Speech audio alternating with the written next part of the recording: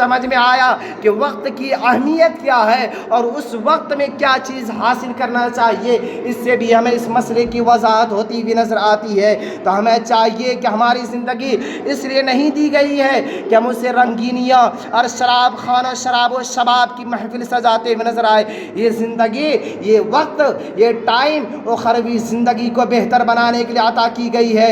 میں نہیں کہہ رہا ہوں، اللہ تبارک و تعالیٰ کے نبی خود ارشاد فرما رہے ہیں۔ مقاصد حسنہ کی حدیث شریف ہے، اللہ کے نبی نے ارشاد فرمایا ہے الدنیا مزرعۃ الآخرہ، یعنی دنیا آخرت کی کھیتی ہے۔ جیسا آپ کھیت میں بوئیں گے ویسا ہی آپ کو ملے گا، جیسی کرنی ویسی بھرنی، جیسے کرو گے ویسے بھرو گے۔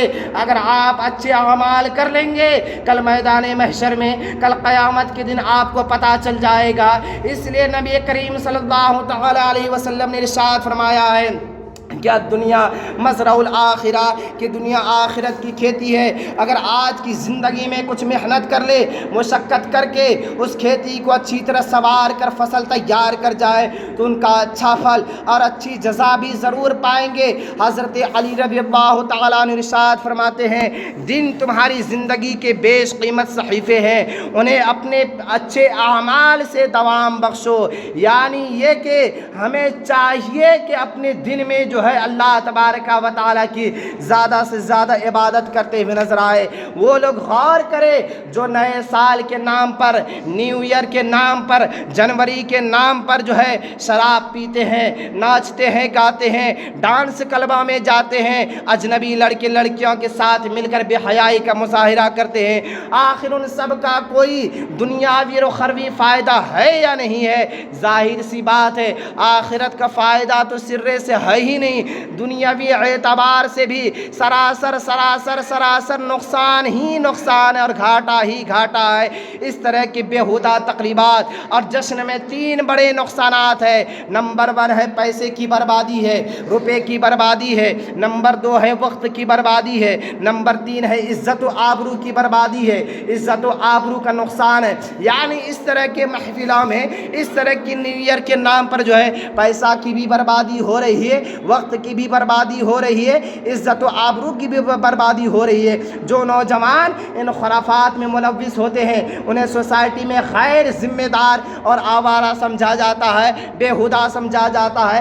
سماج میں عزت اسی کو ملتی ہے جو اپنے وقت اور پیسے اور عزت کی قدر کرنا جانتے ہیں، جسے ان چیزوں کی قدر و قیمت کا احساس نہیں ہے، جسے ان چیزوں کی قدر و قیمت کا کوئی خیال نہیں ہے، جسے ان چیزوں کی قدر و قیمت کا کوئی پاس نہیں ہے، سماج میں اس کی کوئی قدر و وقت نہیں ہے۔ جو پیسے کا بھی احترام نہیں کرتا ہے، وقت کا بھی احترام نہیں کرتا ہے، اپنی عزت کا بھی احترام نہیں کرتا ہے، اسے سماج میں بھی اچھا نہیں جانا جاتا ہے۔ سدا عیشِ دوران دکھاتا نہیں، گیا وقت ہاتھ پھر آتا نہیں۔ آج کچھ نوجوان سوچتے ہیں کہ ارے آج نوجوانی کا عالم ہے، آج ہم یہ برائی کر لیں گے، کل برائی کر لیں گے۔ آج تو عجیب عجیب طرح کے خرافات بھی ہوتے ہوئے نظر آ رہے ہیں۔ کچھ نوجوان کہتے ہیں کہ ارے میری ابھی شادی نہیں ہوئی ہے، ہم یہ گناہ کر لیں گے تو چل جائے گا۔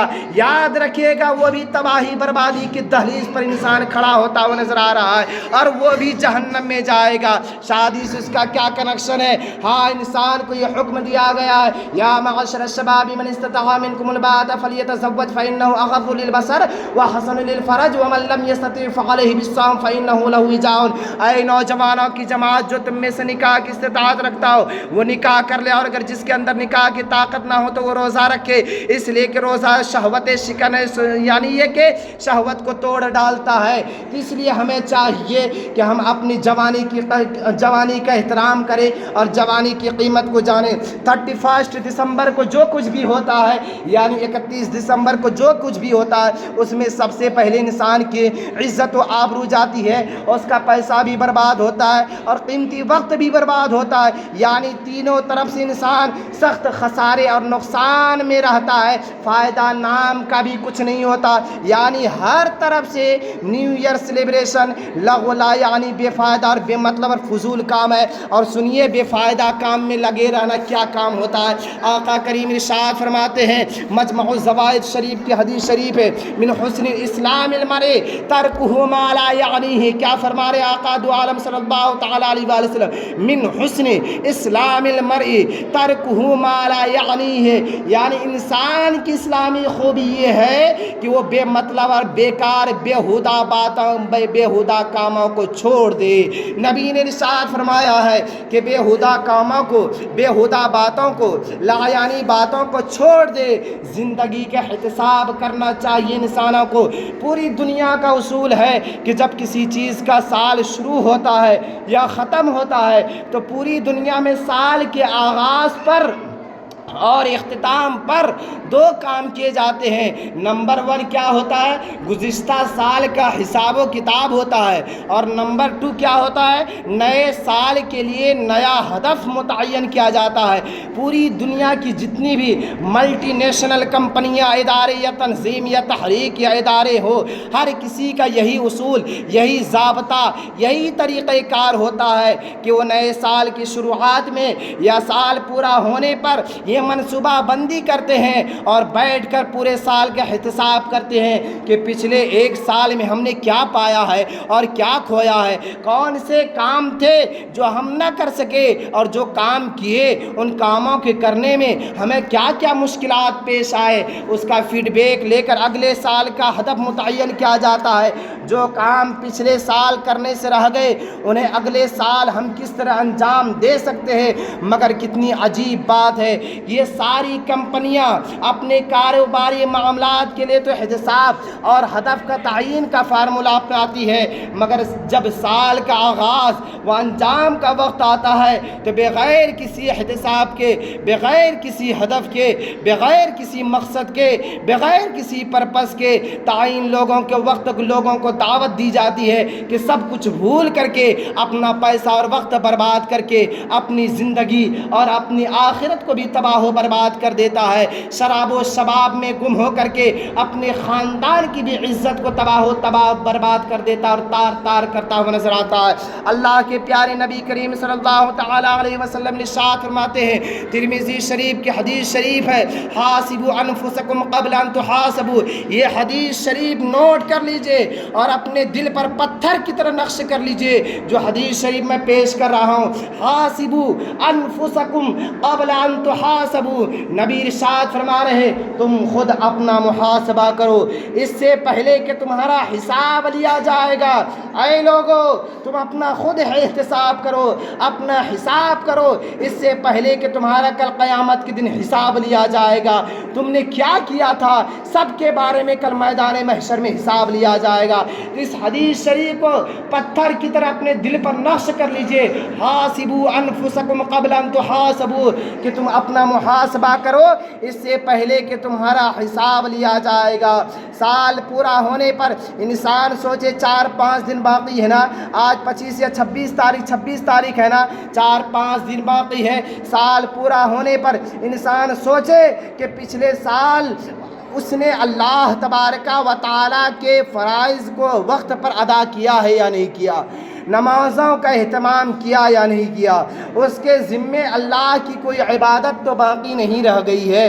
پچھلے سال میں اس نے کسی کا حق تو نہیں مارا ہے، پچھلے سال میں وہ سوچے، غور کرے کہ کسی کا دل تو نہیں دکھایا، غور کرے کسی کی غیبت تو نہیں کی، کسی عالم کی تو غیبت نہیں کی، غور کرے کسی کی برائی تو نہیں کی ہے، کسی کو غلط مشورہ تو نہیں دیا ہے۔ یہ سارا جائزہ لے، اپنا احتساب کرے، اپنے اعمال کا، اپنے صبح و شام کا جائزہ لے، اس کے بعد اگلے سال کا ہدف متعین کرے، مقصد متعین کرے۔